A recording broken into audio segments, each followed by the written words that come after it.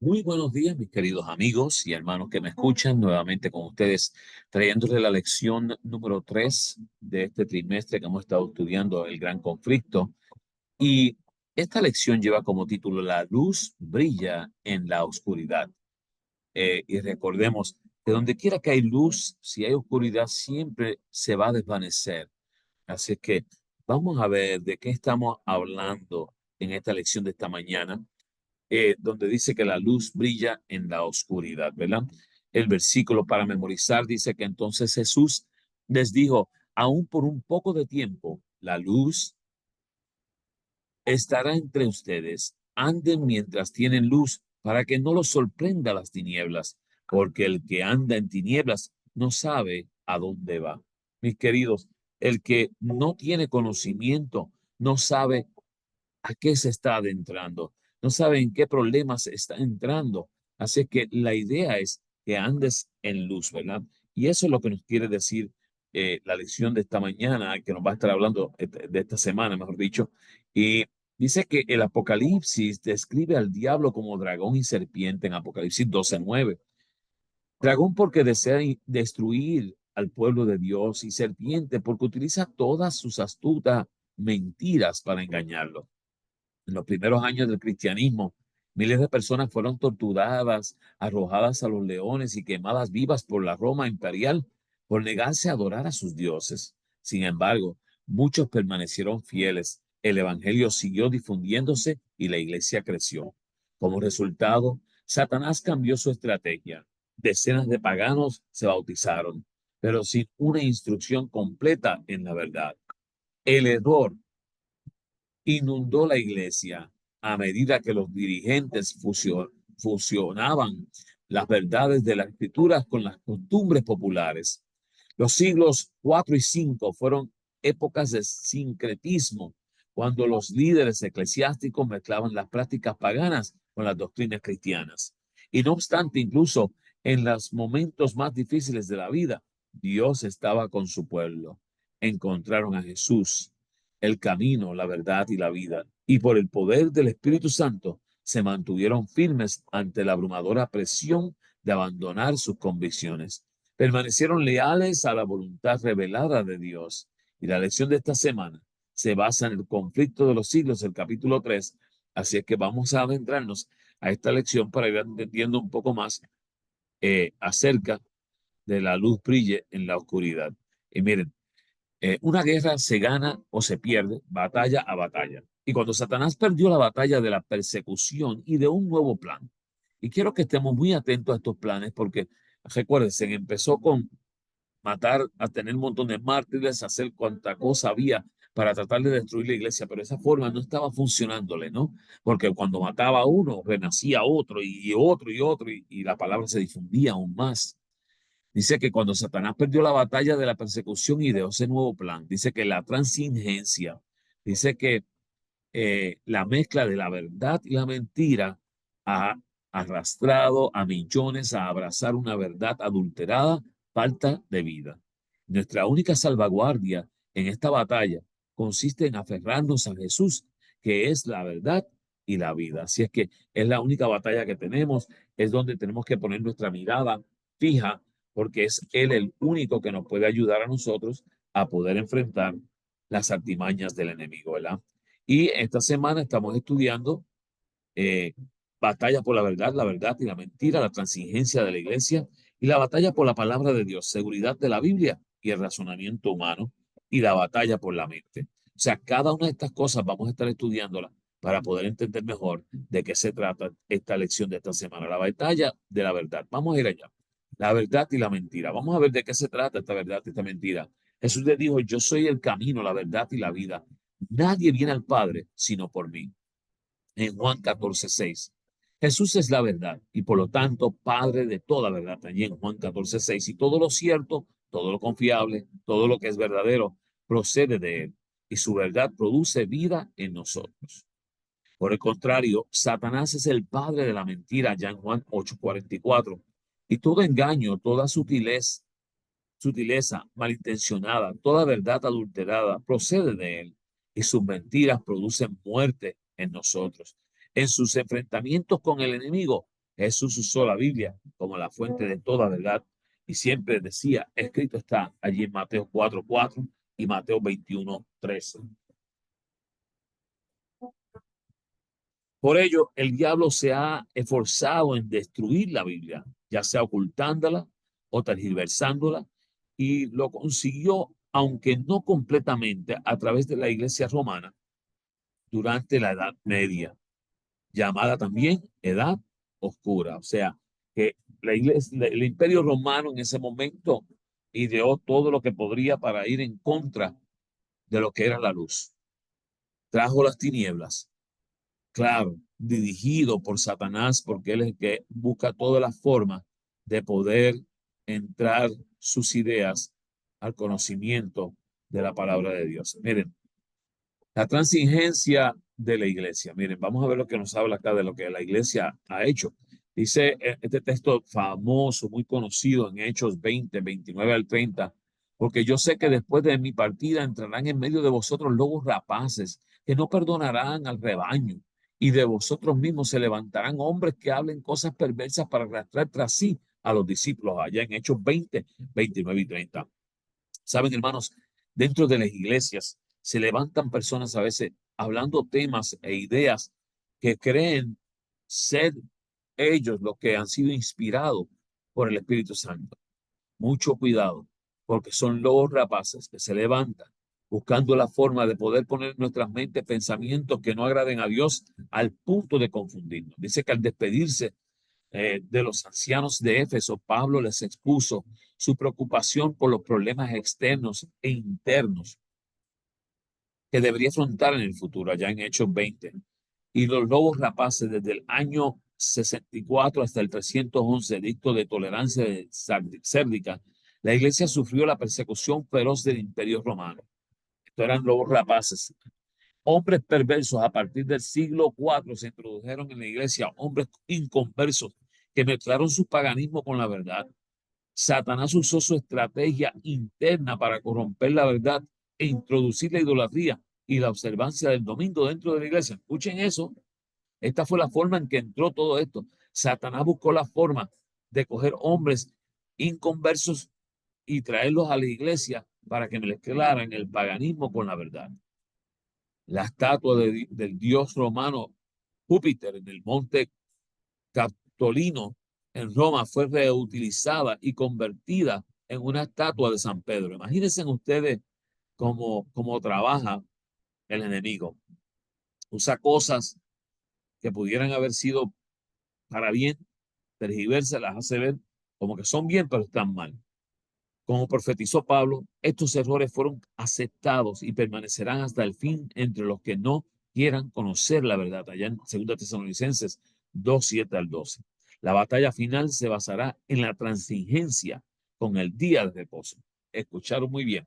El día de reposo, la transigencia, el querer educar, el que el domingo es el verdadero día de reposo, cuando la Biblia claramente dice que el sábado es el verdadero día de reposo. ¿Verdad? Veamos un poco más. Batalla por la palabra de Dios. Vamos a ver lo que nos dice. Seguridad en la Biblia. Fíjense lo que dice. Santifícalos en tu verdad, tu palabra es verdad. Creo que todos conocemos este texto y sabemos emplearlo bien. En Juan 17:17, por ejemplo, este servidor dice que si la Biblia no lo dice, yo no lo creo. Y esto es porque quiero estar seguro de que lo que la Biblia dice es la verdad para mí y es lo que debemos de estar predicando. No porque yo quiera ser diferente, sino porque hay veces que hay que tener cuidado en las cosas que enseñamos. Dice que la Biblia es la revelación infalible de la voluntad de Dios. Presenta el plan celestial para la salvación de la humanidad. Por lo tanto, nuestra seguridad se halla solo en la Biblia y en cada uno de sus libros, capítulos y versículos. En 2 Timoteo 3:16 nos habla de esto. En ella encontramos la estrategia del diablo, la creación, el nacimiento, vida, muerte, resurrección e intercesión de Jesús, el perdón por los pecados, la segunda venida, la vida eterna en la tierra nueva. Todo esto tú lo encuentras en la Biblia. Todo esto debes de empaparte porque el enemigo busca todas las formas para convencerte de disparates que otras personas unen con estas verdades de la Biblia. Y si rechazamos parte de ella, por ejemplo, el relato de la creación en Génesis 1 y 2, podemos llegar a rechazar cualquiera de las doctrinas que enseña. Y entonces, ¿qué seguridad podríamos tener para confiar en el resto de la Biblia? Escuchen muy bien, ¿qué seguridad podríamos tener para confiar en el resto de la Biblia?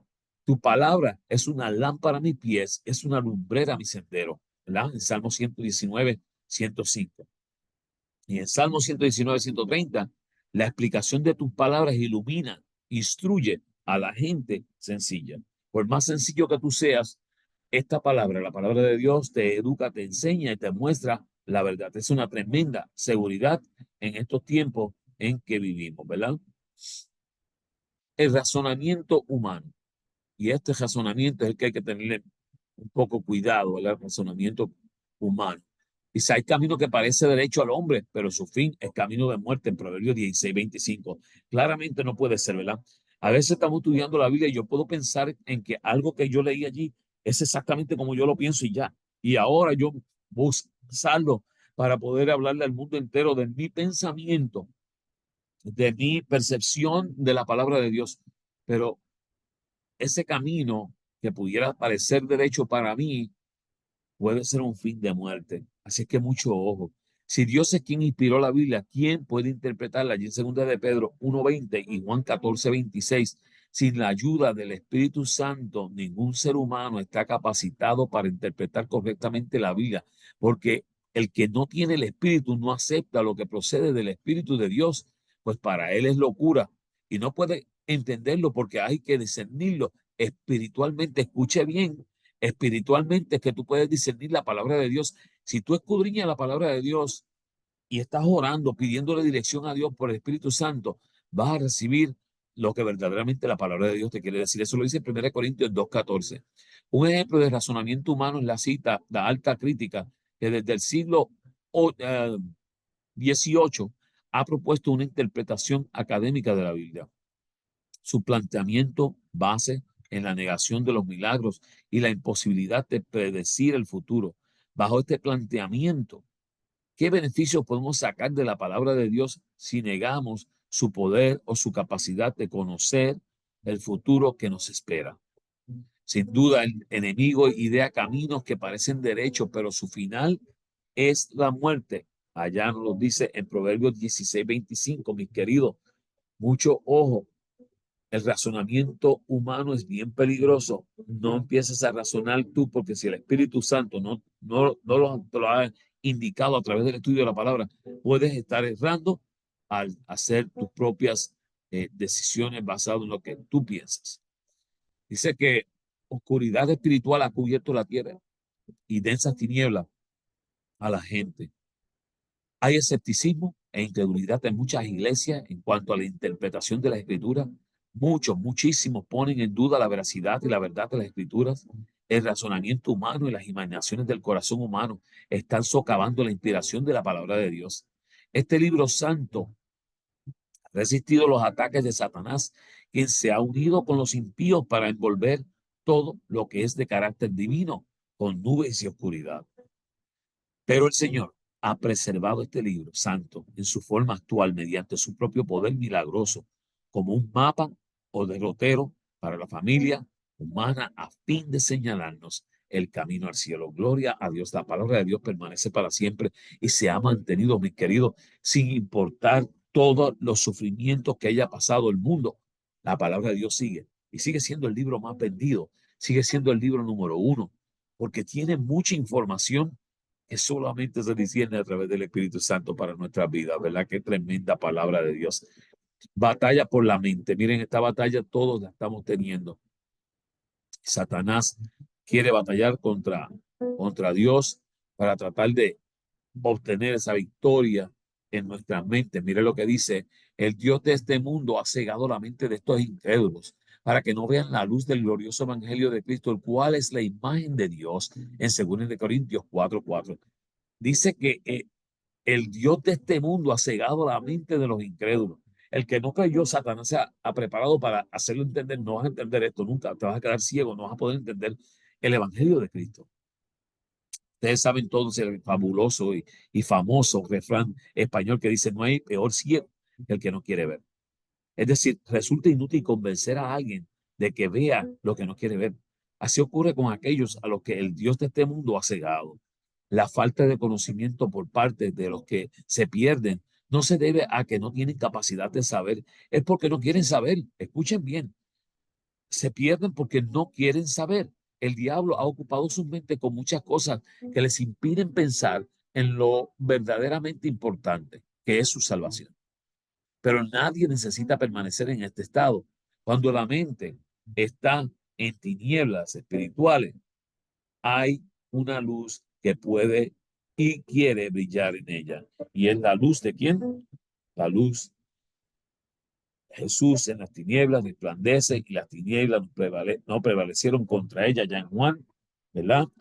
Nos dice claramente 1:5 que las tinieblas no pueden prevalecer donde hay luz. Y si tienes a Jesús, tienes luz.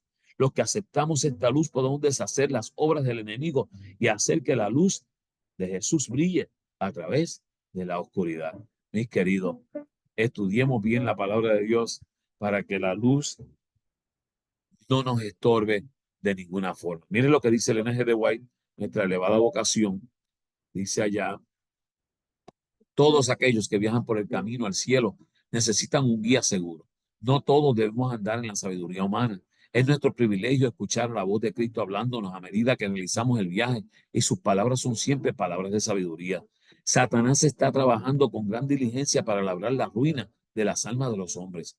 Nuestra única seguridad está en seguir estrechamente junto a Cristo, caminando en su sabiduría y practicando su verdad.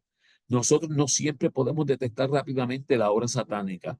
No sabemos a dónde coloca sus trampas, pero Jesús comprende las sutiles artes del enemigo y puede mantener nuestros pies por el camino seguro. Y yo estoy seguro, mis queridos, que ustedes todos quieren permanecer con sus pies en el camino seguro, ¿verdad? No quieren desviarse ni a diestra ni a siniestra. Miren, con, continuamos aquí leyendo este último pasaje de, de esta lección tan maravillosa que tuvimos esta semana, hablándonos de la palabra de Dios, que es la que brilla por siempre. Dice, en todo tiempo el mismo espíritu de odio y de oposición a la verdad ha inspirado a los enemigos de Dios y los siervos del Señor, y necesitaron la misma vigilancia y fidelidad. Las palabras de Cristo a sus primeros discípulos se aplicarán a sus seguidores hasta el fin de los tiempos. Lo que a vosotros digo, a todos les digo, velad, allá en Marcos 13:37. Mucho ojo. En muchas partes del mundo, especialmente donde la gente tiene libre acceso a la Biblia, Satanás ha empleado otros medios para debilitar su influencia.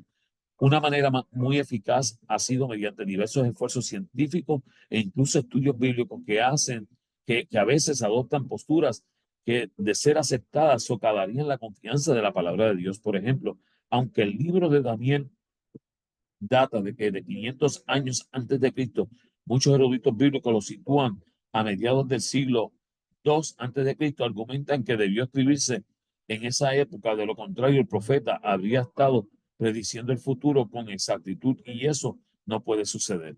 Por lo tanto, alegan, Daniel no se escribió en la fecha que indica, sino más bien 500, cientos de años después. Lamentablemente, esta mentira sobre la Biblia es una de las tantas que los eruditos modernos tratan de endilgarnos. Y lo más lamentable es que muchos aceptan este error porque, en definitiva, los eruditos bíblicos lo enseñan. Con razón, Pablo nos advierte, sometan todo a prueba y retengan lo bueno allí en 1 Tesalonicenses 5:21. Y yo te pregunto, mi querido, ¿estás preparado tú para someter todo a prueba, para conocer verdaderamente o para regirte completamente por la palabra de Dios? Mi consejo para ti sería que dejar exactamente que esa luz pueda brillar en la oscuridad, y esa luz siendo la palabra de Dios, créele, acéptala, atesórala en tu corazón. Oramos. Amante Padre que habitas en las alturas de los cielos, te damos gracias por la oportunidad que tú nos das de tener tu luz, la palabra de Dios, brillando en nuestro medio. Ayúdanos para que nos puedas conducir en nuestro diario vivir. Ayúdanos para que podamos conducir a otros a los pies de Cristo y ayúdanos, Señor, para cada día más y más arraigarnos de ella y seguirla hasta que tú vengas en gloria. Quédate con nosotros, ilumínanos siempre, te lo pedimos en el nombre de Jesús. Amén. Mis queridos, les doy las gracias por siempre estar escuchando la lección. Les pido que compartan esta lección, ya sea por YouTube, podcast, Spotify. También me pueden seguir en mi canal de YouTube, Joseph Class, y también pueden seguir mi página de Facebook, Joseph Class, también allí. Y mis queridos, les amo con un amor fraternal y les pido que continuemos hablando de la poderosa palabra de Dios. Dios les bendiga.